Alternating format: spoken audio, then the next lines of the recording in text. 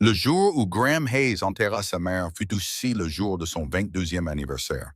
Et personne à Caldwell, Kansas, en Kansas, ne pensait qu'il tiendrait une saison à élever seul trois garçons. C'était l'automne de 1878. Le vent qui balayait les plaines du Kansas charriait un froid de ceux qui s'installent dans les eaux et refusent de partir. Graham se tenait au bord de la tombe qu'ils avaient creusée ensemble, lui et ses frères, dans la terre dure derrière la ferme. Et il ne pleura pas, non pas parce qu'il ne sentait pas le chagrin le fendre en deux, mais parce qu'Eli, âgé de 7 ans, était pressé contre son flanc droit, tremblant si fort que ses dents claquaient, et Daniel, 9 ans, avait les bras enroulés autour de lui, comme s'il risquait de s'effondrer sans eux. Et Marcus, 12 ans, serrait la mâchoire si fort que Graham pouvait voir le muscle travailler sous sa peau. Graham était l'aîné. Il avait toujours été l'aîné. Cela avait maintenant une signification que ça n'avait jamais vraiment eu auparavant.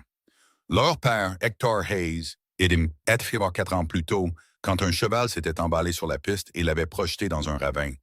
Leur mère, Clara Hayes, avait fait tout ce qu'une femme seule pouvait faire sur le territoire du Kansas. Elle avait entretenu la ferme, le jardin, maintenu les trois plus jeunes à l'école, et elle avait gardé Graham à ses côtés pour travailler la terre. Jusqu'à ce que la grippe ravage Caldwell dans les dernières semaines d'octobre et l'emporte en quelques jours. Elle avait 41 ans. Elle laissait derrière elle 4 fils et une propriété de 40 acres. Le toit fuyait et il y avait une dette au magasin général qui devrait être réglée au printemps. Au-dessus de la tombe, Graham prononça les mots des Écritures dont il se souvenait, ceux que sa mère leur lisait chaque dimanche. Il les dit lentement et avec soin, pour qu'Eli puisse suivre. Quand il eut fini, il posa une main sur l'épaule de Marcus et une sur celle de Daniel, et il dit, « On va s'en sortir. » Ce n'était pas une question, et ce n'était pas vraiment un réconfort. C'était une décision, et pendant 8 ans, Graham Hayes tint cette décision comme d'autres hommes tiennent leur parole sur une vente de bétail. Il la tint le matin, quand il se levait avant l'aube pour nourrir les animaux et vérifier les clôtures. Et il la tint le soir, quand il s'asseyait à la table de la cuisine, aidant Daniel avec des calculs que Graham lui-même comprenait à peine. Il la tint pendant l'hiver de 1880, quand les canalisations gelèrent. Et que Marcus se coupa si gravement la main sur la poignée glacée de la pompe que Graham dut parcourir près de 5 kilomètres à cheval dans le noir pour aller chercher le docteur. Il l'atteint pendant l'été de 1882, quand une sécheresse si terrible frappa que le lit du ruisseau se transforma en boue craquelée. Il dut en vendre 2 des chevaux juste pour garder du grain dans le hangar. Il l'atteint quand Marcus, à 16 ans, se battit avec le fils d'un éleveur en ville. Graham dut se rendre à Caldwell, se tenir devant le shérif, son chapeau à la main, sa dignité intacte, et négocier l'affaire sans perdre son sang-froid ni son frère. Il n'avait pas de temps pour grand-chose d'autre. Il n'avait pas de temps pour les bals à la mairie, bien qu'il entendît la musique s'en échapper quand il passait à cheval les samedis soirs. Il n'avait pas de temps pour les visites mondaines que faisaient les autres hommes de son âge, courtisant les femmes à la table de cuisine de leur père, autour d'un café et de confitures de pêche. Il y avait eu une femme, Margaret Calloway, qui avait montré un certain intérêt au printemps de 1881, et Graham l'avait bien aimée. Elle avait les cheveux roux et un rire pragmatique. Et au début, les garçons ne semblaient pas la déranger. Mais à l'été, elle avait épousé un banquier de Wichita qui pouvait lui offrir une maison en ville. Et une vie qui n'incluait pas 4 bouches à nourrir et une ferme à une mauvaise saison de la faillite. Graham ne lui en avait pas voulu. Il ne lui en avait pas voulu du tout. En 1886, Marcus avait 18 ans et travaillait à la ferme à plein temps aux côtés de Graham. Daniel avait 15 ans et il était vif comme une lame neuve. Il lisait tous les livres qui lui tombaient sous la main et parlait d'aller un jour à l'école à Topeka. Eli avait 13 ans et grandissait si vite que Graham n'arrivait pas à lui trouver des pantalons qui lui arrivaient aux chevilles. La ferme était en meilleur état qu'elle ne l'avait été depuis des années. Graham avait réparé le toit lui-même l'été précédent, bardeau par bardeau, et il avait économisé assez d'argent pour remplacer le vieux chariot par un qui ne nécessitait pas 3 hommes pour le maintenir en un seul morceau sur une route défoncée. Il avait 30 ans. Il n'avait pas beaucoup réfléchi à ce qui viendrait après la ferme, les garçons et le cycle régulier des saisons. Il avait mis sa propre vie en suspens d'une manière qui était devenue si habituelle qu'il ne remarquait même plus son absence. Jusqu'à ce matin d'avril où la lettre arriva, elle venait de la veuve Madame Horn, en ville, qui gérait le bureau de poste local depuis son salon, et qui avait le talent d'annoncer les nouvelles avec une expression qui vous disait exactement tout ce qu'elle savait. Quelque chose pour vous, Graham, dit-elle, tenant l'enveloppe à deux mains comme si elle était plus fragile que du papier. Ça vient du Missouri. Il n'attendait rien du Missouri. La lettre était d'une femme nommée Ruth Underwood. Elle était écrite d'une main nette et ferme, sur un papier soigneusement plié et scellé avec de la cire ordinaire. Elle écrivait qu'elle avait vu son annonce dans le Caldwell Messenger. La petite annonce qu'il avait placée 6 semaines plus tôt sur l'insistance du vieux Tom Bleecker de la ferme voisine. Il lui avait dit qu'il avait besoin d'aide et que passer une annonce était une chose sensée à faire et non quelque chose dont il fallait avoir honte. L'annonce était simple. Elle disait qu'une ferme en activité près de Caldwell, au Kansas, cherchait une gouvernante et cuisinière compétente, que le foyer comprenait 3 jeunes frères sous la garde de l'aîné, et que le poste offrait un salaire juste et une chambre privée. Ruth Underwood écrivait qu'elle avait 26 ans. Elle écrivait qu'elle était compétente, travailleuse et expérimentée dans la gestion d'un foyer et dans l'éducation des enfants. Ayant travaillé 3 ans pour la famille d'un instituteur à Saint-Joseph avant que la famille ne déménage à Chicago, elle écrivait qu'elle n'avait pas peur du travail acharné et que les circonstances difficiles ne la rebutaient pas. Elle écrivait qu'elle arriverait le 1er mai si le poste convenait et qu'elle apprécierait une réponse avant la fin de la semaine afin de pouvoir prendre ses dispositions. Graham lut la lettre 2 fois, debout sur le chemin de terre devant le bureau de poste. Puis il la lut une 3e fois, assis sur le banc devant le magasin général. Il n'aurait pas su dire ce qu'il avait remarqué en premier. Peut-être la franchise, peut-être la façon dont elle n'avait rien écrit de flatteur ou de particulièrement doux, contrairement aux 2 autres lettres qu'il avait reçues. Elle lui avait simplement dit qui elle était, ce qu'elle pouvait faire et ce qu'elle avait l'intention de faire. Il replia la lettre dans son enveloppe et rentra à cheval. « Il y a une femme qui va venir, dit-il à Marcus pendant le souper ce soir-là. » Marcus leva les yeux de son assiette. « Quelle sorte de femme? »« Une gouvernante, dit Graham. Quelqu'un pour aider à gérer la maison et peut-être assister Daniel et Eli dans leurs devoirs. » Marcus regarda Daniel et Daniel regarda Eli. Et Eli regarda Graham avec l'expression ouverte et simple d'un garçon encore assez jeune pour se réjouir de tout ce qui changeait la routine. « Est-ce qu'elle fera de meilleurs biscuits que toi? » demanda Eli. « Presque n'importe qui le pourrait, dit Daniel. Graham répondit par lettre le lendemain matin. Il écrivit que le poste était disponible et que le 1er mai lui convenait parfaitement. Il écrivit qu'il avait 3 jeunes frères, Marcus à 18 ans, Daniel à 15 ans et Eli à 13 ans, et que le foyer était une ferme en activité. Il écrivit que le salaire était de 7 $ par mois, chambre et pension comprises, et qu'il espérait que l'arrangement serait satisfaisant pour les 2 parties. Il scella la lettre et l'envoya sans plus y réfléchir, ce qui était peut-être la seule chose sensée à faire pour un homme qui avait trop de choses en tête. Ruth Underwood arriva dans l'après-midi du 2 mai, un jour plus tard que prévu. La diligence de Dodge City avait été retardée par un problème de roue près de Pratt. Graham était allé l'accueillir lui-même à la gare de Caldwell. Il avait décidé que c'était la chose à faire, et non quelque chose qu'il devait envoyer Marcus faire à sa place. Car Marcus avait tendance à dire les choses sans préambule, ce qui pouvait paraître impoli, même sans mauvaise intention. Il l'a reconnue car elle était la seule femme à descendre de la diligence. Elle portait une seule grande malle et un sac en toile sur une épaule. Elle regardait le quai de la gare avec l'expression alerte et maîtresse d'elle-même de quelqu'un habitué à arriver dans des lieux inconnus, et qui avait pour politique personnelle de ne pas paraître incertaine. Elle n'était pas ce à quoi il s'était attendu, bien qu'il n'aurait pas su dire précisément à quoi il s'était attendu. Elle était de taille moyenne, avec des cheveux châtains foncés relevés sous un simple chapeau de voyage. Sa robe était grise et pratique, et portait la poussière de la route d'une manière qui suggérait qu'elle n'avait pas passé le voyage à s'en soucier. Ses yeux étaient insolitables. Et quand ils le trouvèrent debout au bord du quai, ils l'évaluèrent d'une manière franche, sans être impolis. « Monsieur Hayes, dit-elle en s'avançant vers lui, la main déjà tendue. « Mademoiselle Underwood, dit-il en la lui serrant. Sa poignée était ferme. « Je m'excuse pour le retard d'une journée, dit-elle. La diligence a eu des problèmes mécaniques indépendants de ma volonté. « Ce n'est pas un problème, dit-il. J'avais assez de travail pour m'occuper. » Elle hocha la tête comme si c'était la bonne réponse. Il prit sa malle, qui était plus lourde qu'il ne l'avait prévu, et la porta jusqu'au chariot sans commentaire. Le trajet de Caldwell à la ferme prenait une bonne heure par beau temps. Et c'était un jour raisonnablement beau, avec un vent constant du sud et une route sèche après une récente période de beau temps. Graham n'était pas un homme bavard par nature, mais il se surprit à faire la conversation, comme le font les gens quand le silence semble peser trop lourd.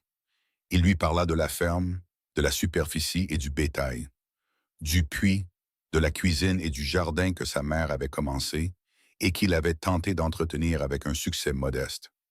Il lui parla de Marcus, Daniel et Ellie, de la manière prudente et mesurée d'un homme qui voulait être juste, mais aussi honnête. Marcus est un travailleur acharné et un bon jeune homme, dit-il, mais il a 18 ans et a l'opinion d'un jeune de 18 ans sur la plupart des choses. Ruth émit un son qu'il réalisa être un rire réprimé. Daniel est l'érudit de la famille, continua-t-il. Il lit plus qu'il ne travaille parfois, mais il est brillant et a de bonnes intentions. Ellie est le plus jeune et a encore besoin de beaucoup d'attention, bien qu'il le nierait de tout son cœur. Et vous? Dit Ruth. Graham la regarda de côté. Quoi, moi? Que devrais-je savoir sur vous, Monsieur Hayes, qui m'aiderait à bien faire mon travail? Il resta silencieux un moment, regardant les oreilles du cheval s'agiter contre les mouches. Je suis direct quand quelque chose doit être dit, et j'essaie de ne rien dire quand ce n'est pas nécessaire. Je travaille de dur, et j'attends la même chose de tout le monde dans ma maison. Je suis juste, et si je ne le suis pas, je préfère qu'on me le dise plutôt que de laisser les choses s'envenimer. Ruth hocha lentement la tête. C'est une chose utile à savoir, dit-elle. Et il y avait quelque chose dans sa voix qui ressemblait à de l'approbation, mais pas du genre exagéré, et il constata qu'il appréciait cette retenue. La ferme apparut alors qu'il contournait la longue courbe de la route qui descendait de la petite colline au-dessus du ruisseau. C'était une maison substantielle pour son époque et son lieu. 2 étages de bois patiné avec un porche couvert sur toute la largeur de la façade, et un potager le long du côté sud qui commençait tout juste à verdir. Graham la regarda tout observer et ne dit rien. « C'est une belle propriété, dit-elle finalement. Il a fallu de l'entretien, dit-il. Marcus était sur le porche quand ils arrivèrent, appuyé contre le poteau, les bras croisés, d'une manière qui le faisait paraître plus vieux que son âge. Daniel et Eli apparurent du côté de la grange, Eli à moitié en courant, car il ne pouvait jamais vraiment s'en empêcher. Graham descendit du chariot le premier, puis offrit sa main à Ruth, qui la prit sans cérémonie et descendit. « Mademoiselle Underwood, dit Graham, voici mes frères, Marcus, Daniel et Eli. » Ruth les regarda chacun à leur tour sans se presser. « Bonjour, dit-elle. Je suis Ruth Underwood. Je suis heureuse d'être ici. »« Est-ce que vous cuisinez? » demanda immédiatement Eli. « Ellie, dit Graham. « C'est une question juste, dit Ruth, et Eli parut satisfait. « Oui, je cuisine. J'enseigne aussi, je raccommode, je fais des conserves, je nettoie, je jardine et je tiens les comptes. S'il y a quelque chose que je ne sais pas faire, je l'apprendrai. » Marcus la regardait avec le regard étroit et évaluateur que Graham reconnaissait comme la version de son frère du respect, pas encore accordé. Daniel avait simplement l'air curieux. Eli semblait ouvertement ravi. La première semaine fut une période d'ajustement que Graham avait anticipée comme étant gênante, mais qu'il trouva simplement bien remplie. Ruth se déplaçait dans la ferme avec la compétence efficace et tranquille de quelqu'un qui gérait des ménages depuis avant même de le vouloir. Ce qui l'apprendrait plus tard à être vrai. Elle réorganisa la cuisine pour que les choses soient plus faciles à trouver. Elle répara le rideau qui pendait de travers depuis 2 ans parce que Graham ne trouvait jamais le bon moment pour s'en occuper. Elle désherba les parterres du potager et planta les graines qu'elle avait apportées dans un paquet de tissu plié. Et elle s'assit avec Daniel le premier soir, regarda les problèmes d'arithmétique avec lesquels il avait du mal, et les lui expliqua d'une manière qui le fit hocher la tête en moins de 10 minutes. Graham remarqua tout cela. Il remarqua l'odeur différente de la maison le soir, une odeur chaude et herbacée qui montait de la cuisine, une odeur qu'il n'avait jamais réussi à produire lui-même. Il remarqua qu'Ellie avait recommencé à parler pendant le souper d'une manière qu'il n'avait pas eue depuis un moment. Des histoires de sa journée à l'école et des opinions sur tout et rien. Et que Ruth écoutait chaque mot avec la même attention totale, posant des questions qui montraient qu'elle avait vraiment entendu ce qu'il disait. Il essaya de ne pas remarquer les autres choses. La façon dont ses cheveux se détachaient partiellement en milieu d'après-midi quand elle avait travaillé dans le jardin, et la façon dont elle les repoussait sans y penser. La façon dont elle riait de quelque chose qu'Ellie disait. Pas le rire poli de quelqu'un qui est gentil, mais le genre de rire authentique et impuissant qui transforme tout le visage d'une personne pendant un instant. Il essaya de ne pas remarquer ces choses parce qu'elle était son employée, qu'elle était là pour aider avec la maison et que c'était un arrangement respectable qui n'avait pas besoin d'être compliqué. Il y parvint surtout, du moins pendant les premières semaines. Ce fut Marcus qui dit quelque chose en premier, parce que Marcus était le genre de personne qui disait des choses quand les autres ne faisaient qu'y penser. C'était un dimanche soir, fin mai. Ruth était allée se coucher tôt avec un mal de tête et les 4 frères étaient assis sur le porche dans l'obscurité rafraîchissante.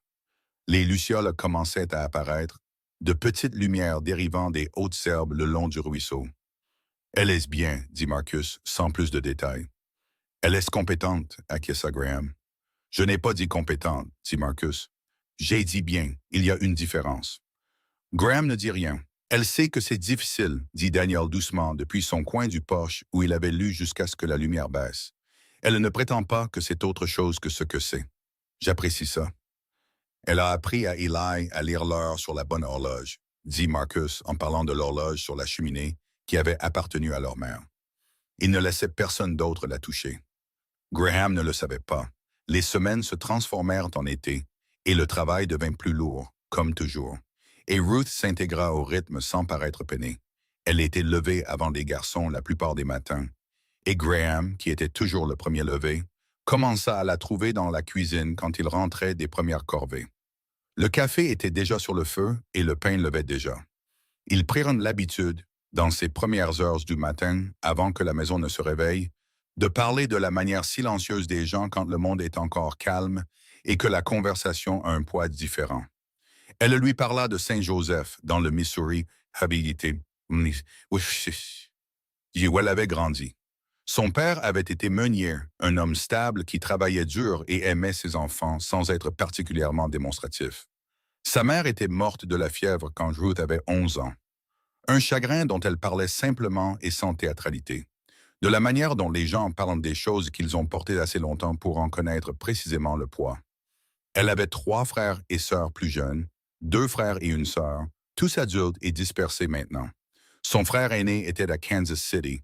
Sa sœur avait épousé un fermier dans l'Iowa. Son plus jeune frère était parti vers l'ouest l'année précédente. Et la dernière lettre était venue du Colorado.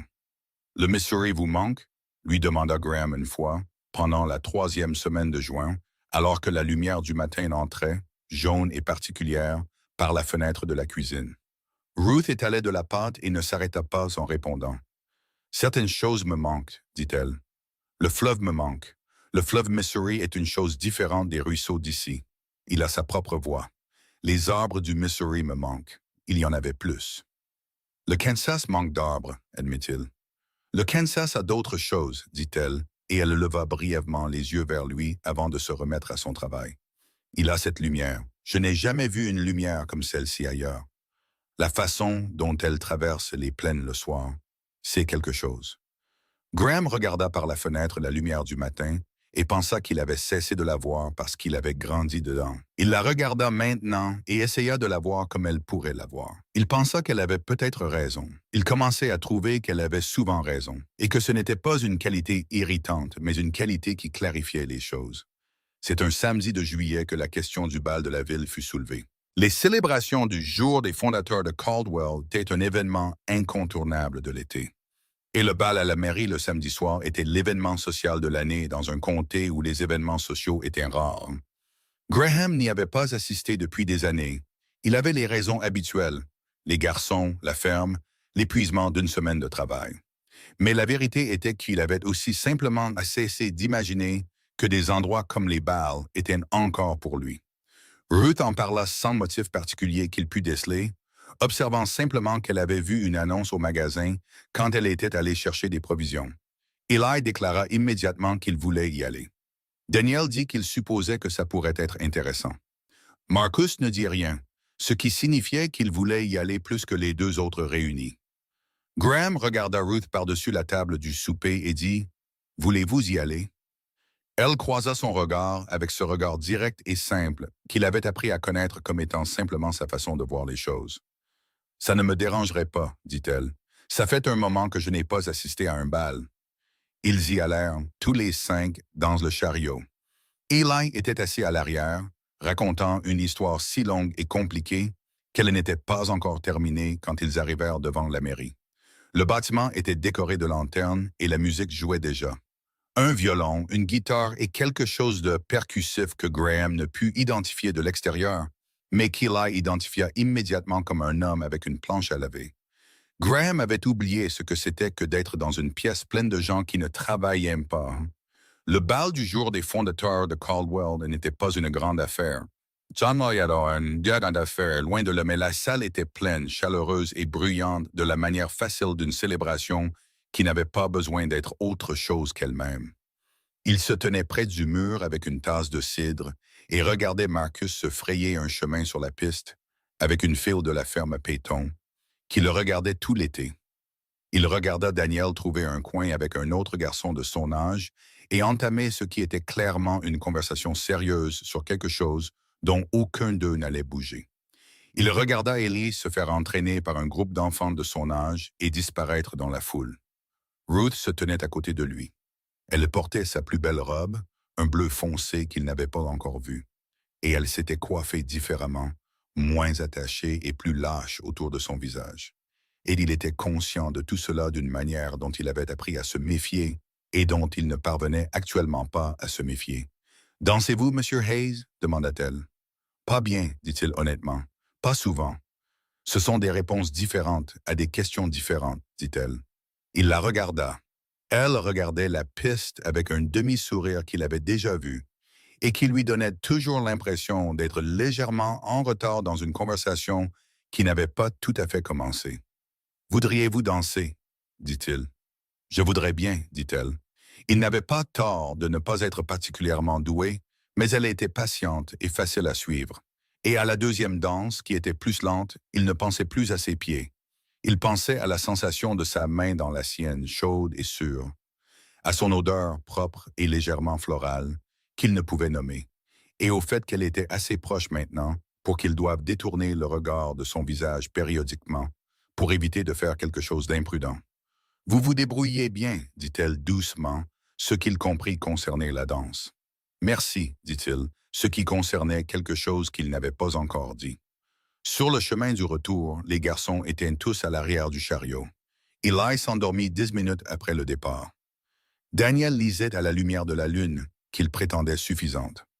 Marcus regardait les étoiles avec l'expression privée de quelqu'un qui réfléchit à quelque chose. Ruth était assise sur le siège à côté de Graham et ils ne parlèrent pas beaucoup. Mais le silence avait la qualité confortable de celui qui n'a pas besoin d'être comblé. Il voulait dire quelque chose. Il en était conscient. Il était conscient de cette sorte de conscience particulière qui grandissait en lui depuis des semaines. La façon dont il suivait ses mouvements dans la ferme sans le vouloir. La façon dont son opinion sur les choses avait commencé à compter pour lui, de la manière involontaire dont les vraies opinions comptent. Pas l'intérêt poli que l'on montre à quelqu'un par courtoisie, mais l'intérêt réel et engagé de quelqu'un dont on respecte et veut comprendre les conclusions. Il ne le dit pas cette nuit-là. L'été s'intensifia et tourna, les jours raccourcirent, et le travail changea de la manière particulière d'une ferme du Kansas, se dirigeant vers la récolte. Ruth s'était si bien intégrée au rythme de la maison que Graham ne se souvenait pas facilement de ce à quoi cela ressemblait sans elle, ce qui était une chose désorientante à remarquer, car cela ne faisait que quelques mois. Elle et Ellie avaient développé une relation d'affection mutuelle considérable. Elle lui lisait parfois des histoires le soir, et il lui apportait tout ce qu'il trouvait d'intéressant. Une fois une pierre polie, une autre fois une plume qu'il était convaincu appartenir à un faucon, une autre fois un très petit crapaud légèrement déconcerté, qu'elle accepta avec sérénité et relâcha elle-même dans la cour. Avec Daniel, c'était différent, plus calme, construit sur l'appréciation partagée des livres et les conversations plus longues que deux personnes ont quand elles réfléchissent toutes deux attentivement avant de parler. Elle lui avait procuré 2 livres de mathématiques au magasin général, les payant avec son propre salaire. Graham ne l'avait découvert que parce qu'Eli le lui avait dit et Daniel avait rougi quand le sujet avait été abordé. Avec Marcus, les progrès avaient été plus lents, mais non moins sincères pour autant. Marcus avait été le plus sceptique à son arrivée. Pas hostile exactement, mais sur ses gardes, à la manière de quelqu'un qui a appris que les ajouts à un monde soigneusement géré peuvent aussi être des perturbations. Au milieu de l'été, il avait commencé à la chercher occasionnellement quand il avait quelque chose en tête. Pas pour des conseils exactement, car Marcus n'était pas encore à l'aise pour demander des conseils, mais pour le genre de conversation où l'on dit les choses à voix haute et où quelqu'un les entend sans jugement, ce qui revenait au même au final. Graham observait tout cela avec le sentiment d'un homme qui a porté quelque chose de très lourd pendant très longtemps et qui commence seulement maintenant à remarquer que le poids a diminué. Non pas que le travail ait diminué. La ferme exigeait tout ce qu'elle avait toujours exigé, mais parce qu'il ne le portait plus entièrement seul, et cela s'avérait faire une différence d'un autre genre que ce à quoi il s'était attendu. La conversation eut lieu à la fin du mois d'août, un soir où la chaleur avait enfin baissé et où la cuisine était fraîche pour la première fois depuis des semaines. Les garçons étaient au lit, Marcus le premier pour une fois, car il travaillait depuis avant l'aube et la maison était silencieuse. Graham était rentré après avoir vérifié les chevaux et avait trouvé Ruth à la table de la cuisine avec les comptes de la maison étalés devant elle. Elle les tenait avec une précision qui lui avait évité 2 erreurs en 2 mois, qui lui auraient coûté de l'argent qu'il n'avait pas. Il fit du café parce que c'était quelque chose à faire de ses mains. La clôture sud aura besoin d'attention avant l'hiver, dit-elle sans lever les yeux. Je sais, dit-il, je m'en occuperai en septembre. Il y a aussi la question des bottes de Daniel, dit-elle. Il a dépassé les marrons et porte la paire avec le trou dans la semelle gauche. Je l'ai remarqué boiter hier. Je l'emmènerai chez le cordonnier la semaine prochaine, dit Graham. Bien. Elle prit une note dans le registre, du genre petit et précis qu'elle affectionnait. Puis elle posa son stylo et croisa les mains sur la table, comme elle le faisait quand elle avait quelque chose de réfléchi à dire. Il reconnaissait cette posture maintenant. Il s'assit en face d'elle avec son café et attendit. « Je veux vous dire quelque chose, dit-elle, et je veux que vous compreniez que je ne vous le dis pas parce que j'ai besoin de quelque chose de vous ou parce que je fais une quelconque demande. Je vous le dis parce que je pense que vous méritez de le savoir et parce que je crois en la franchise. » « D'accord, dit-il. Elle le regarda fixement. « Je suis venu ici parce que j'avais besoin de travail, que ce poste était bien annoncé et que les conditions étaient justes, dit-elle. C'est la vérité et je ne prétendrai pas le contraire. Mais je suis ici depuis 4 mois maintenant et je veux dire que je suis heureuse d'être venue. Pas parce que le travail est facile, il ne l'est pas. Et pas parce que tout dans cette situation est simple, ça ne l'est pas. Mais parce que c'est un bon foyer et que les gens qui y vivent sont de bonnes personnes et je suis heureuse d'en faire partie. Graham resta silencieux un moment. « Nous sommes heureux que vous soyez là, dit-il. »« Je sais, dit-elle. Je le sens. C'est en partie ce que j'essaie de dire. »« Ruth, dit-il, c'était la première fois qu'il utilisait son prénom et ils le remarquèrent tous les deux. Elle ne détourna pas le regard. « J'essaie de ne pas dire quelque chose qui compliquerait les choses, dit-il. Peut-être devriez-vous le dire quand même, dit-elle, et me laisser décider si c'est compliqué. » Il posa sa tasse de café. « Je pense à vous beaucoup plus que ce que le simple fait que vous travailliez ici n'explique, dit-il. J'ai essayé de ne pas le faire. Je n'ai pas été particulièrement brillant. » Elle resta silencieuse un long moment. Dehors, un engoulevent cria une fois dans la nuit. « Graham, dit-elle, et sa voix était différente. Plus prudente, juste honnête. Je crois que j'attendais que vous disiez ça depuis environ 2 mois. » Il la regarda. Elle le regardait d'en retour avec la même attention directe et totale qu'elle accordait à tout. Mais il y avait quelque chose en dessous maintenant qui était plus chaud et moins contenu. Et il pensa que c'était peut-être la chose la plus réelle qu'il ait jamais vue sur le visage de quelqu'un. « Alors, je suis désolé pour les 2 mois, dit-il. « Vous êtes pardonné pour ça, dit-elle. Vous aviez vos raisons. Je vais demander si je peux vous faire la cour comme il se doit, dit-il.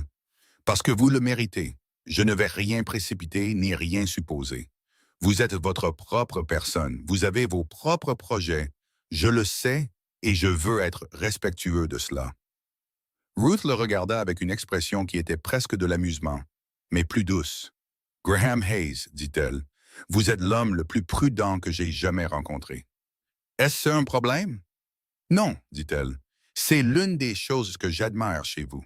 Il la raccompagna jusqu'au pied de l'escalier cette nuit-là, et il lui dit bonne nuit d'une manière formelle et prudente, complètement à l'opposé de ce qu'il ressentait. Et elle monta, et il se rassit à la table de la cuisine pendant un bon quart d'heure, ne faisant rien du tout, sauf ressentir cette sorte particulière de vitalité qui vient quand quelque chose change de façon permanente dans le paysage intérieur d'une personne.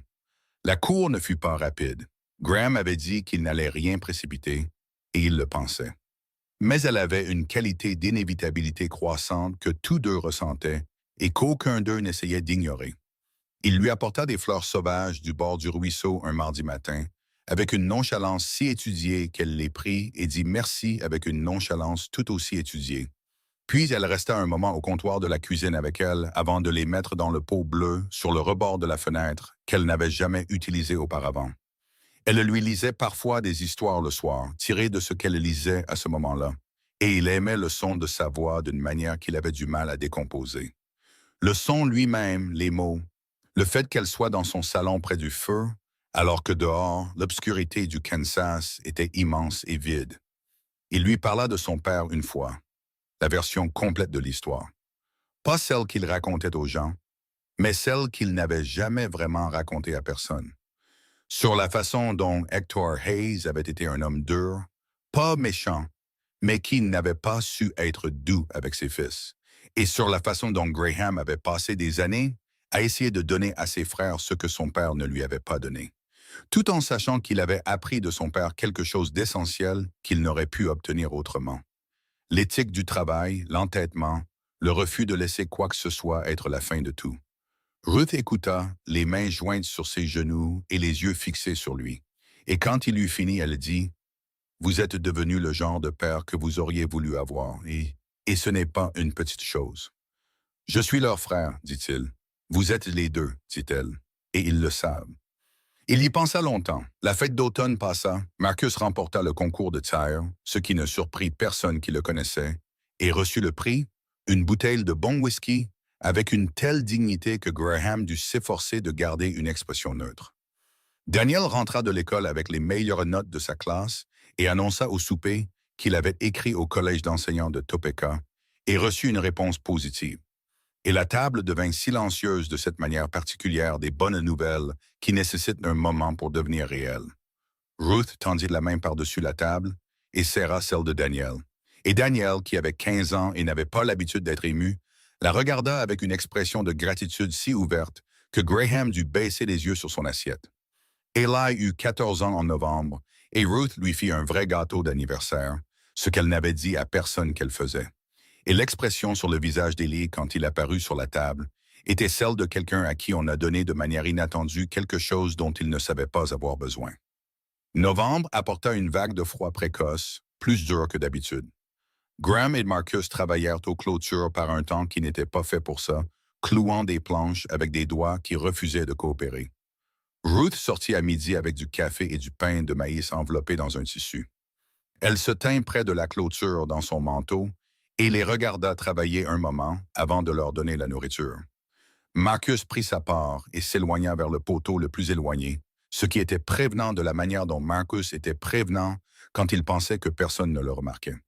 Graham prit son café et Ruth se tint à côté de lui dans le vent froid, son manteau bien serré. « Vous n'êtes pas obligé de rester dehors, dit-il. »« Je le sais, dit-elle. » Il but de son café. Elle était assez proche pour que son épaule soit contre la sienne, ce qui était en partie dû au vent et en partie non. « Ruth, dit-il. »« Je sais, dit-elle, et elle regardait les plaines de la manière qu'elle avait de regarder les choses qui nécessitaient de voir la vaste étendue du Kansas avec ses basses collines et son ciel immense. « Je sais, Graham. » Il se tourna pour regarder son profil, le nez droit et le menton déterminé, et les cheveux s'échappant de nouveau dessous son chapeau, comme toujours quand il y avait du vent. Et il pensa qu'il n'avait jamais été plus certain de quoi que ce soit dans sa vie qu'il ne l'était de ceci. « Je vous aime, dit-il. » Il le dit sans préface, car cela couvait depuis des mois, et c'était prêt, simple et vrai. Elle se tourna pour le regarder, et elle n'eut pas la surprise feinte de quelqu'un qui ne l'avait pas vu venir, car elle le savait, et elle n'était pas le genre de femme à faire semblant. « Je vous aime aussi, dit-elle, depuis un bon moment. Alors je vous le demande, dit-il, Non pas parce que c'est logique sur le plan pratique, bien que ce le soit, et non pas parce que c'est la suite logique, bien que ce soit possible. Je vous le demande parce que vous êtes la personne avec qui je veux être pour le reste de ma vie, et j'aimerais que vous restiez non pas comme gouvernante, mais comme ma femme. Le vent passa entre les poteaux de la clôture avec un son fin et chantant. De l'autre côté du champ, Marcus s'était immobilisé dans son travail. Ruth regarda Graham Hayes un long moment avec l'expression de quelqu'un qui fait quelque chose qui est à la fois une décision et une reconnaissance. Oui, dit-elle. Bien sûr, oui. Il l'embrassa là, près de la clôture, sous le vent froid et le ciel gris de novembre, et Marcus faisant semblant d'être très intéressé par un poteau de clôture à 80 mètres de là. Et ce ne fut pas un baiser particulièrement gracieux, car il manquait de pratique et sa tasse de café était dans sa main. Mais c'était réel et chaleureux, et elle rit contre sa bouche quand la tasse heurta son coude. Et le rire était du genre authentique et impuissant qui transformait toujours tout son visage. Et il pensa que c'était peut-être la meilleure partie. Ils l'annoncèrent aux garçons ce soir-là. Graham avait réfléchi à la meilleure façon de le faire pendant la majeure partie de l'après-midi. Il avait envisagé de parler à chacun d'eux séparément et avait décidé de ne pas le faire, car cela aurait semblé artificiel. Il avait envisagé un repas spécial et avait également décidé de ne pas le faire. Il leur dit au souper, là où toutes les choses importantes de cette maison se disaient, entre la corbeille à pain et la marmite de haricots, dans la lumière ordinaire de la cuisine avec le feu allumé, et tout le monde assis à sa place. Ruth et moi allons nous marier, dit-il. Je voulais que vous le sachiez tous. La table accueillit la nouvelle de différentes manières. Et elle a dit oui, avec une joie si immédiate et simple que Ruth mit sa main sur sa bouche pour ne pas rire. Daniel hocha lentement la tête avec l'expression de quelqu'un qui s'attendait à quelque chose et qui est satisfait d'avoir eu raison. Marcus resta silencieux pendant plusieurs secondes, puis il regarda Ruth avec ses yeux sombres et stables qui ressemblaient tant à ceux de Graham, et il dit « Vous restez alors ». « Je reste », dit Ruth. « Bien », dit Marcus, et il se consacra à ses haricots avec un calme si étudié que le calme lui-même était une sorte de réponse. Ils se marièrent au printemps de 1887, à la fin du mois d'avril, dans la petite église de Caldwell, où Clara Hayes avait emmené ses enfants chaque dimanche. Le révérend qui les maria était un homme sobre et doux, nommé Whitfield, qui était à Caldwell depuis 15 ans et qui connaissait assez bien la famille Hayes pour rendre la cérémonie personnelle sans la rendre sentimentale. Ruth portait une robe de couleur crème pâle qu'elle avait faite elle-même pendant les mois d'hiver, le soir. Le tissu avait été commandé au magasin de nouveautés de Wichita et était arrivé en janvier dans un paquet de papier brun qu'elle avait monté à l'étage avec grand soin et n'avait montré à personne avant le matin du mariage. Graham la vit franchir la porte de l'église dans cette robe et pensa simplement et complètement qu'elle était la plus belle chose qu'il ait jamais vue de sa vie. Pas à cause de la robe, bien qu'elle fût belle, mais à cause de son visage, qui était plein de cette expression particulière de quelqu'un qui fait quelque chose d'irrévocable et de joyeux de son propre chef. Marcus était le témoin de Graham. Daniel se tenait à ses côtés. Eli avait été chargé de tenir la porte ouverte pour les invités, et il prit cette responsabilité si au sérieux qu'il la tint ouverte pour un corbeau qui s'était aventuré sur les marches de l'église, ce qui lui valut un regard sévère du révérend Whitfield et un sourire réprimé de presque tout le monde. Le frère aîné de Ruth avait fait le voyage depuis Kansas City pour le mariage. Il s'appelait Samuel et c'était un homme calme et solide de 30 ans qui serra la main de Graham à la réception avec ses deux mains et dit « C'est la meilleure personne que je connaisse. Prenez soin d'elle. » Graham dit qu'il en avait l'intention et le pensait sincèrement.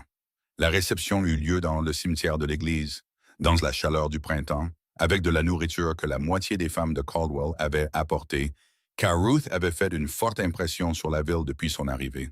Le genre d'impression qui se manifeste de manière pratique quand c'est important. Il y avait de la musique de violon et des tables sorties de la salle. Et Eli mangea assez de gâteaux pour constituer un problème qui fut traité avec douceur par Daniel et complètement ignoré par Eli. Graham et Ruth dansèrent sur l'herbe du cimetière dans la lumière de l'après-midi, et il était meilleur qu'il ne l'avait été au bal des fondateurs, et elle le lui dit. « Vous vous êtes entraîné, dit-elle avec un regard qui suggérait qu'elle était légèrement ravie. « Non, dit-il, ce qui était techniquement vrai, mais il avait prêté beaucoup plus d'attention à l'endroit où il mettait les pieds. Elle rit, et la lumière de l'après-midi tomba sur son visage, et le cimetière était plein de gens venus les célébrer. Et Graham Hayes se tenait avec sa femme dans ses bras, au printemps de 1887, dans les plaines du Kansas, et sentit le poids plein et improbable du bonheur. Ils eurent le reste du printemps et de l'été, qui fut bon comme les étés le sont, avec assez de pluie et assez de soleil, et la ferme produisant bien.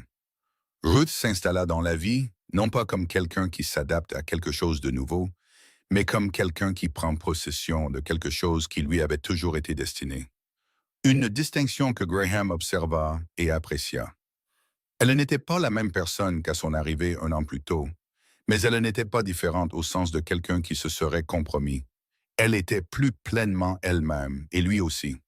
L'automne apporta des nouvelles qui demandaient en réflexion. Daniel reçut la lettre d'acceptation du collège d'enseignants de Topeka en septembre, et toute la famille resta avec cette lettre pendant plusieurs jours avant que Daniel ne dise ce qu'il voulait faire. Il voulait y aller. C'était évident et c'était juste, et ils le savaient tous. Mais il ne le dirait pas avant d'être certain que tout le monde avait eu suffisamment de temps pour le savoir aussi, ce qui était très typique de la manière de faire de Daniel. Graham le conduisit lui-même à la diligence, juste eux deux. Ils parlèrent sur la route comme ils ne l'avaient pas fait aussi souvent que Graham l'aurait voulu quand Daniel était jeune, et que Graham était trop occupé à survivre pour rester assis assez longtemps pour le genre de conversation dont Daniel avait besoin. Daniel parla de mathématiques d'une manière qui était vraiment difficile à suivre, mais que Graham suivit de son mieux parce que c'était Daniel qui parlait de mathématiques et que cela valait toujours la peine d'être suivi.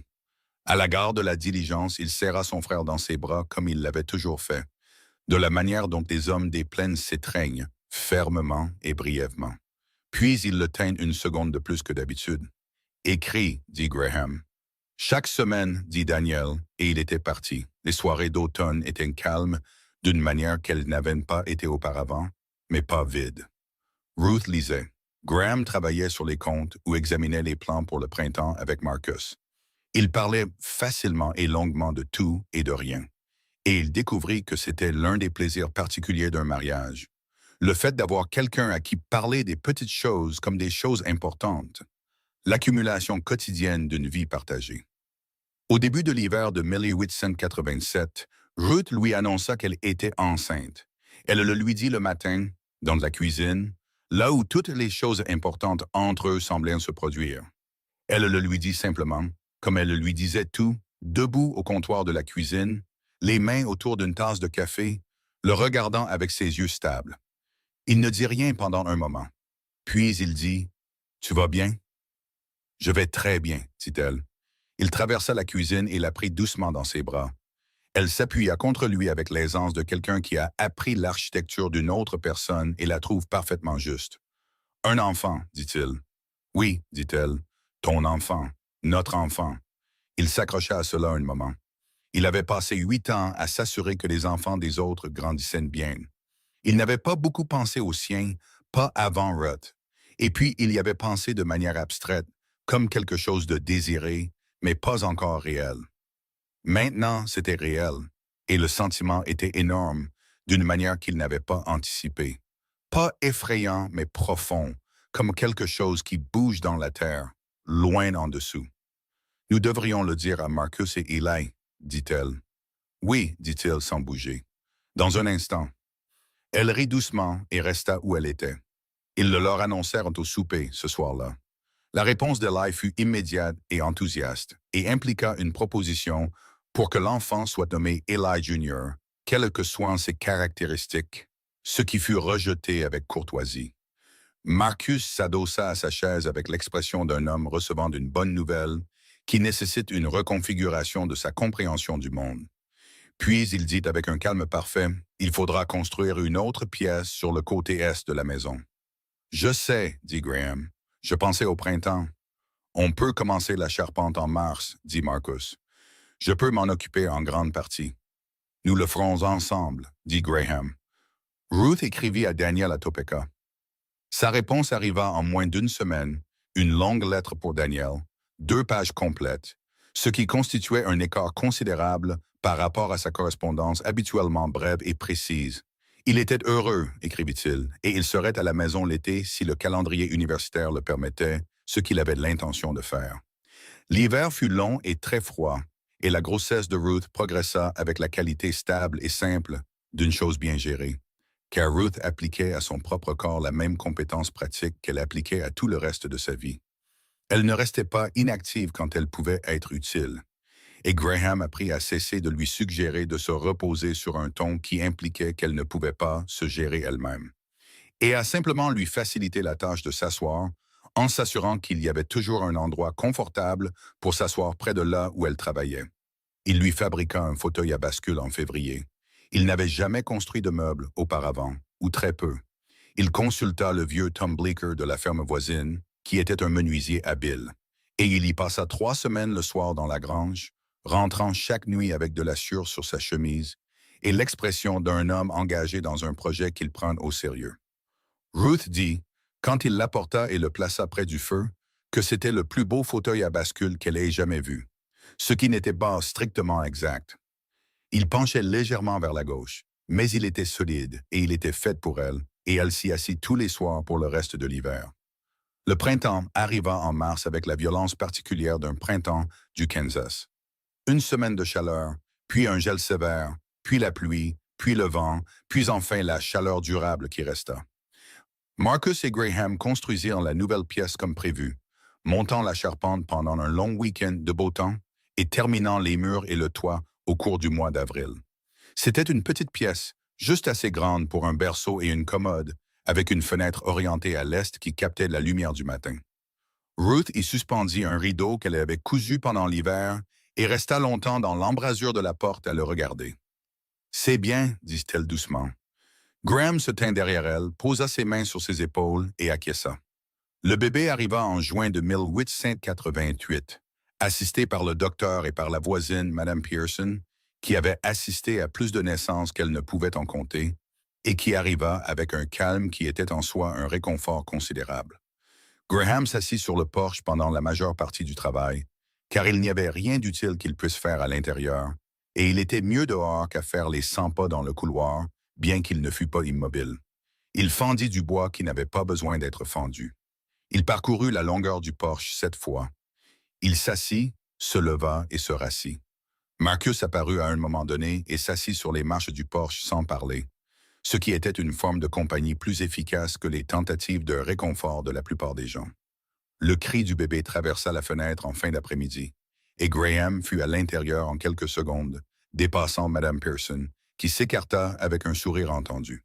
Et puis il fut dans la chambre avec Ruth, qui était appuyée contre les oreillers, ressemblant à quelqu'un qui vient d'accomplir quelque chose d'extraordinaire, et le sait, tenant un très petit nourrisson très rouge avec une tête pleine de cheveux noirs. « Il est en bonne santé, » dit le docteur depuis le coin, se lavant les mains dans la bassine. « Un garçon, » dit Graham. « Un garçon, » confirma Ruth. Elle leva les yeux vers Graham avec des yeux fatigués, pleins et absolument clairs. « Viens rencontrer ton fils. » Graham s'assit sur le bord du lit et Ruth lui mit le bébé dans les bras. Il le tint avec l'aisance exercée d'un homme qui avait déjà tenu des bébés, ses frères quand ils étaient nouveau-nés. Mais c'était différent. C'était son propre enfant, et son poids était à la fois moindre que ce à quoi il s'attendait, et bien plus qu'il ne pouvait l'expliquer.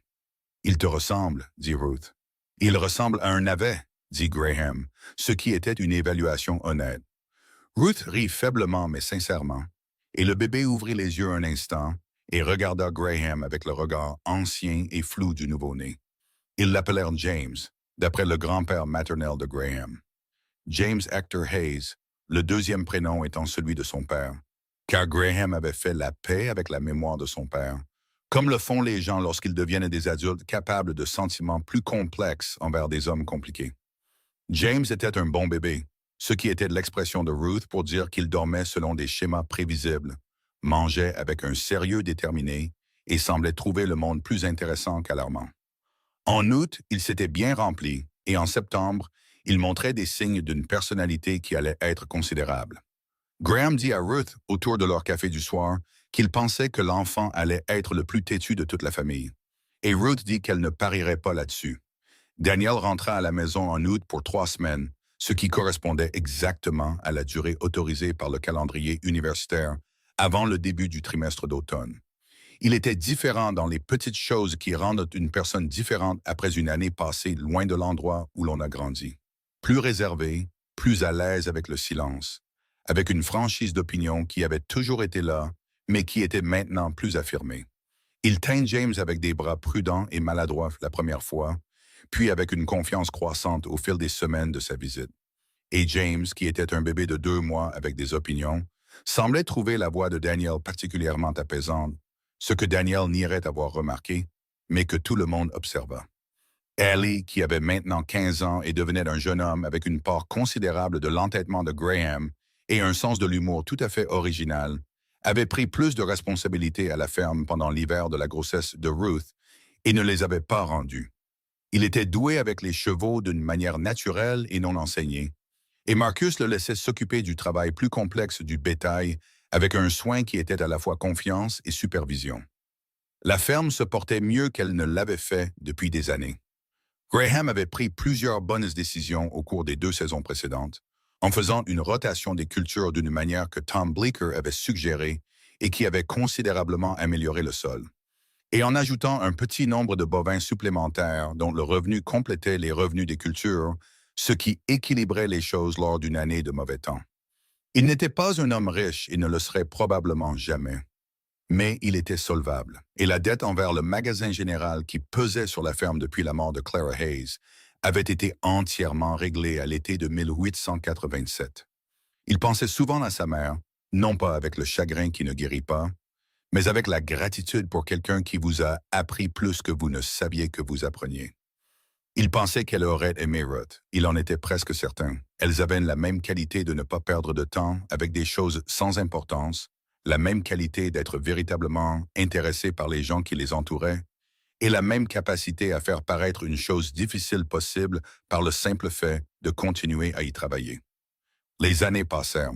1889 arriva, et avec lui la nouvelle que le territoire de l'Oklahoma s'ouvrait à la colonisation, ce qui fit parler la moitié du comté de partir vers le sud pour revendiquer des terres.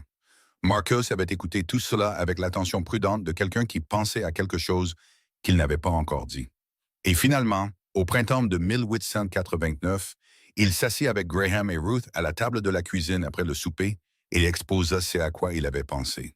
Il avait 21 ans. Il avait travaillé à la ferme des Hayes depuis qu'il était assez grand pour tenir un outil, et il était doué pour ça, et il le savait.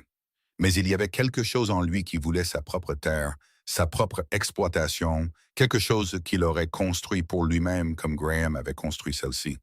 Il ne demandait pas à partir pour les abandonner. Il demandait ce que Graham pensait de l'idée qu'il aille vers le sud et dépose une demande lors de la course à la terre d'avril. Et si Graham pourrait se débrouiller sans lui, car il n'irait pas si cela devait nuire à la ferme et à la famille. Graham regarda Marcus un long moment. Il vit l'homme de 21 ans qui avait été un garçon de 12 ans debout devant une tombe, la mâchoire serrée. Il pensa à toutes les années entre ce moment et aujourd'hui, et il dit « Je pense que tu devrais y aller ». Marcus avait l'air de s'attendre à une discussion et de s'y être préparé, et l'absence de celle-ci le laissa brièvement déstabilisé. « Tu peux te débrouiller, Ellie a 17 ans, et il est plus fort que tu ne l'étais à 20 ans, dit Graham. Et je me débrouille depuis plus longtemps que tu n'es en vie. Mais ce n'est pas la question. La question est que tu devrais y aller. Tu l'as mérité. » Ruth dit, « Marcus, tu sais que ce sera toujours ta maison, mais ta propre terre, ta propre ferme, c'est à toi de la créer. Tu devrais le faire. » Marcus les regarda tous les deux, puis il baissa les yeux sur la table et ne dit rien pendant un moment. Et quand il releva les yeux, son visage avait l'expression qu'il avait toujours quand il ressentait quelque chose sur lequel il n'allait pas s'étendre. « D'accord, dit-il. » Il partit vers le sud, en Oklahoma, en avril de 1889, participant à cette ruée énorme, chaotique et extraordinaire dont on parlerait pendant des générations. Il déposa sa demande pour 160 acres de terre rouge dans le nouveau comté de Kingfisher et écrivit à la maison 3 semaines plus tard. Une lettre qui était la plus longue que Marcus Hayes ait jamais écrite volontairement, décrivant la terre en des termes qui surprirent Graham par leur affection. La façon dont la terre rouge paraissait le matin, La façon dont le ciel s'ouvrait différemment qu'au Kansas. La façon dont le ruisseau sur le bord et de sa concession coulait clair même en été. Il construisait, écrivit-il. Il allait bien. Il serait à la maison pour Noël si la piste le permettait. Il le fut, il allait bien, et il construisait. Ellie eut 18 ans en novembre de 1889, et la ferme des Hayes avait de nouveau changé, de la manière d'une maison qui grandit et se transforme tout en restant essentiellement la même. James avait 1 an et demi et se déplaçait dans le monde avec une détermination obstinée qui faisait rire Graham et secouer la tête à Ruth. Il avait développé un attachement particulier pour le fauteuil à bascule, celui que Graham avait construit l'hiver avant sa naissance, et on pouvait le trouver assis dedans, essayant de se balancer avec tout son corps les après-midi. Ruth enseignait toujours à Eli le soir, bien que ce qu'elle lui enseignait maintenant fût différent des devoirs d'un garçon plus jeune. C'était la gestion d'une ferme, la comptabilité, la planification et les prévisions que Graham avait faites dans sa tête pendant des années et qu'il mettait maintenant par écrit de manière systématique pour que cela puisse être appris et enseigné. Eli était intelligent et pratique, et il absorbait tout avec l'attention concentrée de quelqu'un qui comprenait que ce savoir était aussi son avenir. Car Eli leur avait dit à tous les deux, simplement et sans drame, qu'il avait l'intention de rester à la ferme des Hayes, de la travailler avec Graham aussi longtemps que Graham le voudrait, puis de la reprendre éventuellement, si c'était ce que Graham et Ruth voulaient aussi.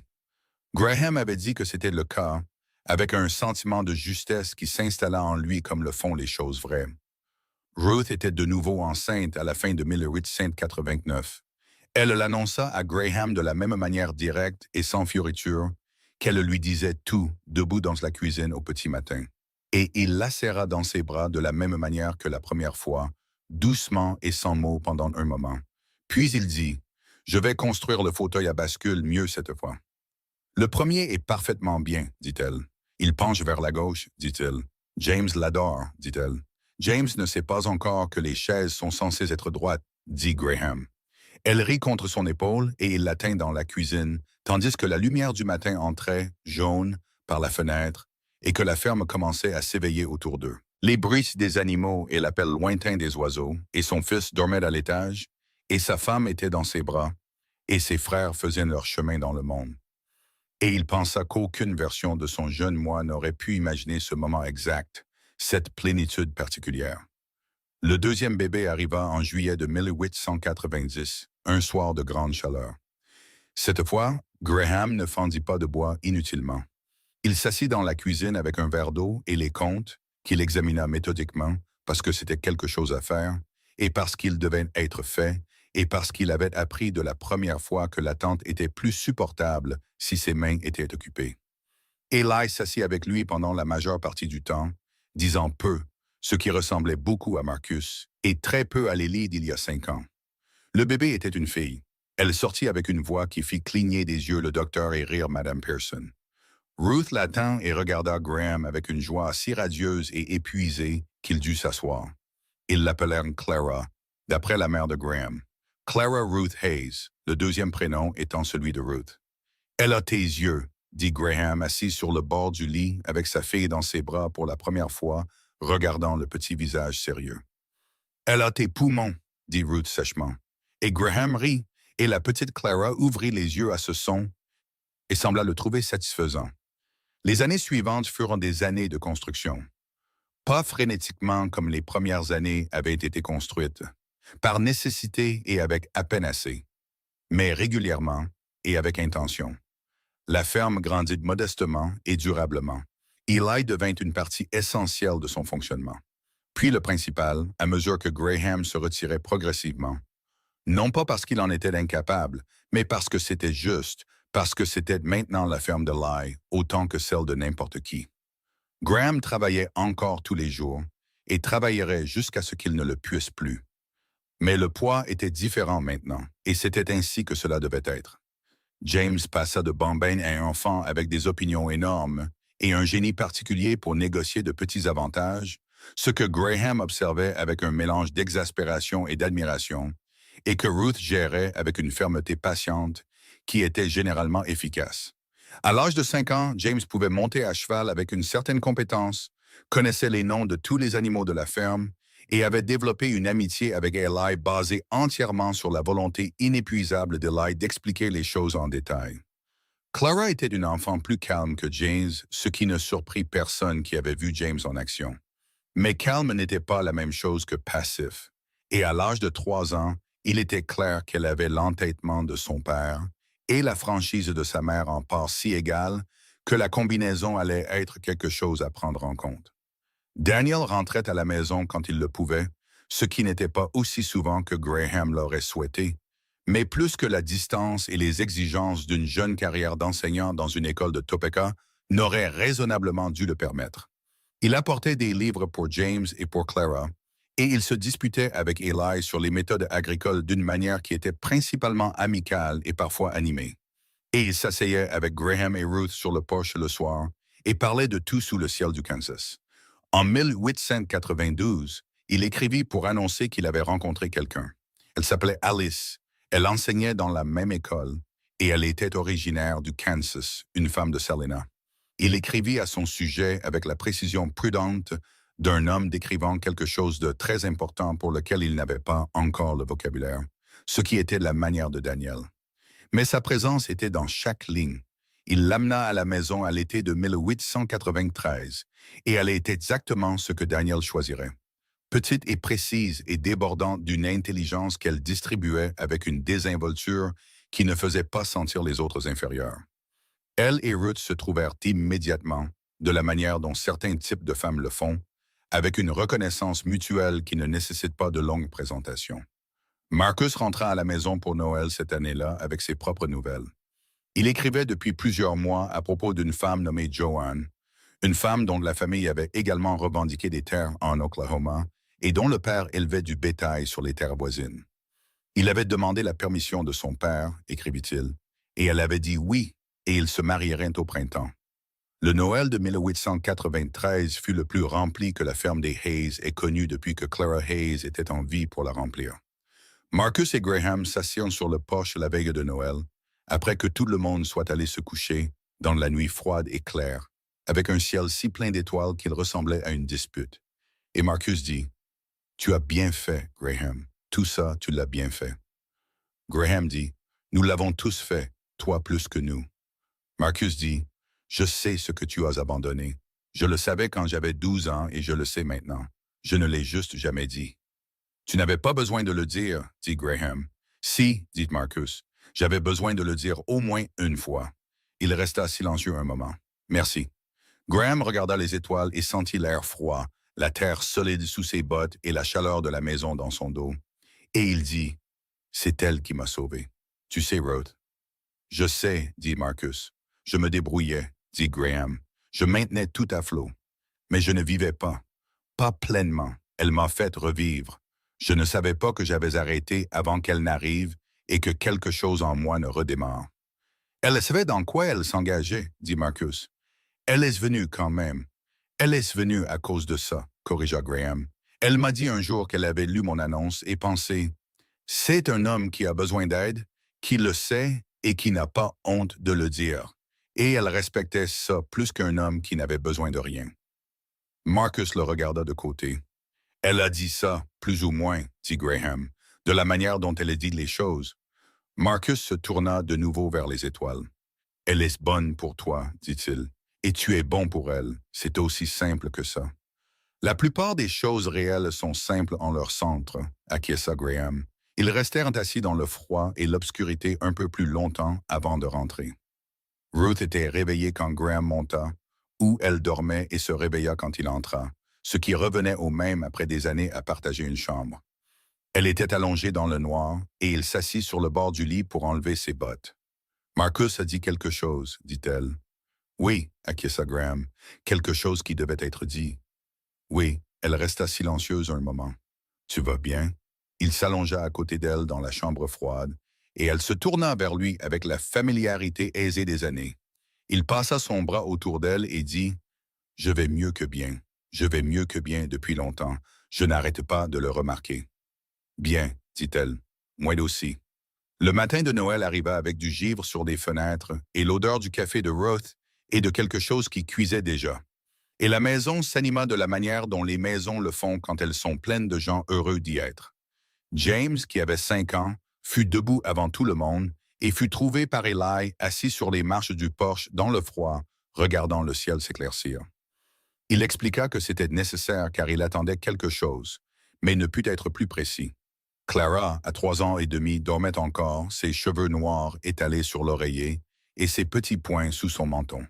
Et Graham resta un moment dans l'embrasure de la porte de la chambre des enfants, la regardant simplement, avant de descendre. De la manière dont les parents regardent leurs enfants au petit matin, quand les enfants sont calmes, que la maison est silencieuse et que tout est complet. La journée fut longue et chaleureuse, comme une journée d'hiver quand il y a un bon feu, assez de gens pour remplir les pièces et assez de nourriture pour faire ployer la table sous l'attention bienveillante. Marcus raconta des histoires sur l'Oklahoma qui firent rire tout le monde, y compris l'histoire de la mule de son voisin qui s'était égarée dans son champ sud 3 fois en une semaine et qui, à la troisième occasion, s'était servi de 3 rangées de courges d'hiver avant que Marcus ne la rattrape. Daniel et Alice étaient assis ensemble, de la manière des gens qui se sont trouvés assez récemment pour en être encore légèrement étonnés. Eli joua à un jeu de cartes avec James, où James trichait ouvertement, et qu'Eli le laissait gagner comme si c'était une véritable victoire. Ruth était assise à côté de Graham, sur le long banc de la table, et leurs mains se trouvèrent sous la table, comme elles le faisaient souvent. Le geste automatique et inconscient de 2 personnes qui ont été côte à côte assez longtemps pour que la proximité devienne son propre langage. Il regarda son profil à la lueur des bougies, le visage familier et aimé qu'il connaissait aussi bien que les contours de sa propre terre. Et il pensa à l'annonce qu'il avait placée dans le Caldwell Messenger un matin d'avril de 1886, parce que le vieux Tom Bleecker lui avait dit que c'était une chose sensée à faire. Il pensa à la lettre venue du Missouri, d'une main nette et ferme, sur un papier soigneusement plié. Il pensa à cet après-midi à la gare de Caldwell, quand elle s'était avancée vers lui, la main déjà tendue, avec l'expression directe et maîtresse d'elle-même de quelqu'un qui avait pour politique personnelle de ne pas paraître incertain.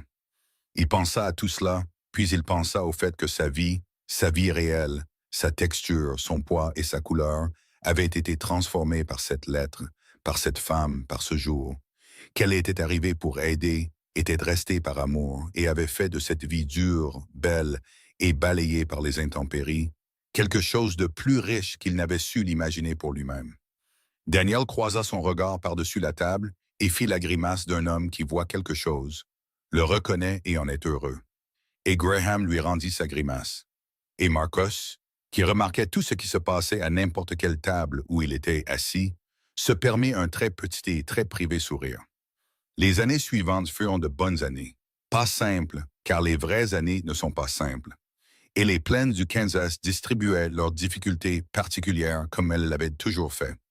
Un été de sécheresse en 1895 qui exigea des choix difficiles. Un hiver en 1897 si brutal que le bétail souffrit, et l'un des chevaux les plus âgés n'y survécut pas.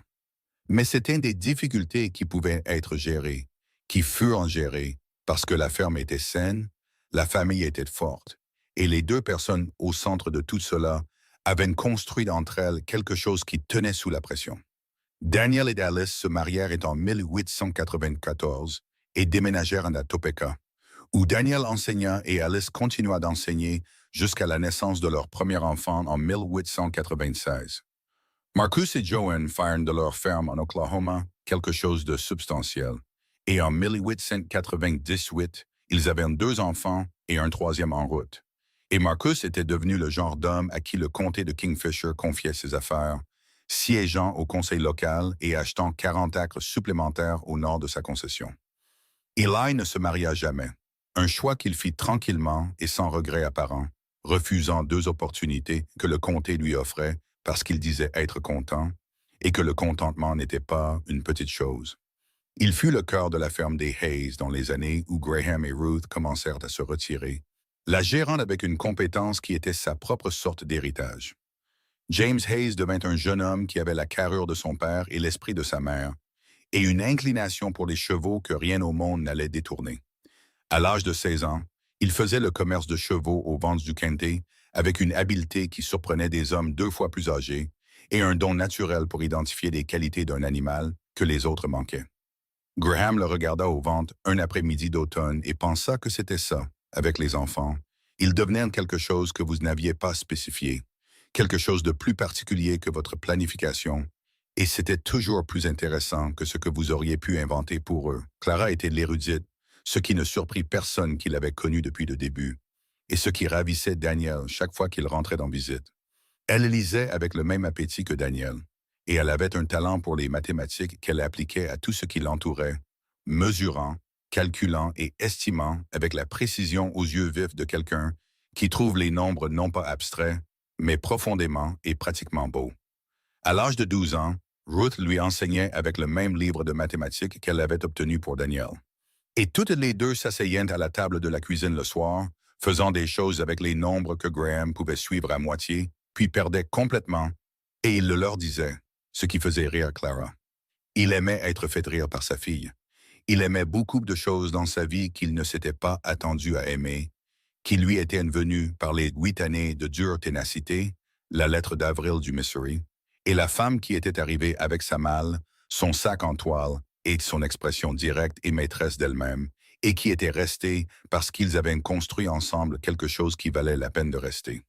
Au début du printemps de 1900, un samedi, alors que la lumière du Kansas faisait cette chose particulière que Ruth avait décrite lors de leur premier long trajet depuis Caldwell, devenant dorée et plate sur les plaines d'une manière qui transformait tout ce qu'elle touchait en quelque chose qui valait la peine d'être regardé.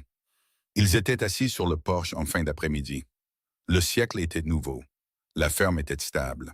Les enfants étaient à l'intérieur. James faisant semblant d'être occupé par autre chose que le roman qu'il lisait, et Clara à la table de la cuisine avec son arithmétique, tous deux audibles par la fenêtre ouverte.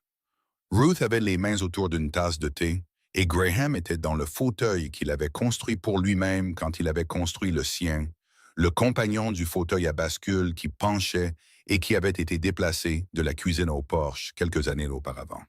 Il avait fait le sien droit et avait finalement fait le sien aussi, tranquillement dans la grange un hiver, pour qu'il soit assorti. Les plaines devenaient ambrées dans la lumière du soir, l'herbe se courbant dans un lent vent d'ouest, le ciel au-dessus d'eux, le bleu sans limite qu'il avait cessé de voir quand il était jeune et qu'elle lui avait réappris à regarder. « À quoi penses-tu » dit-elle. Il réfléchit. « Je pense que c'est assez, dit-il, que ça a été assez, et plus qu'assez, depuis un bon moment. » Elle se tourna pour le regarder avec ses yeux sombres et stables. Elle avait maintenant 40 ans et lui 44, et les années étaient sur leur visage, de la manière dont les années passées à l'extérieur dans une vie bien remplie s'inscrivent sur une personne. Et elle était toujours le visage le plus intéressant qu'il ait jamais regardé. « Ça l'a été, dit-elle. Tu aurais pu aller n'importe où, me dit-il. Quand tu as répondu à cette annonce, tu avais 26 ans et tu étais capable de faire n'importe quoi. Tu aurais pu aller en ville, tu aurais pu enseigner, tu aurais pu avoir une vie plus facile. Une vie plus facile, dit-elle, comme si elle goûtait l'expression. Je ne veux pas d'une vie plus facile, je veux cette vie. Elle regarda les plaines. Je veux cette lumière, je veux ces gens, je te veux, toi. Elle le dit simplement, comme elle le disait les choses qui étaient vraies. Graham tendit la main à travers l'espace entre leurs chaises et prit la sienne.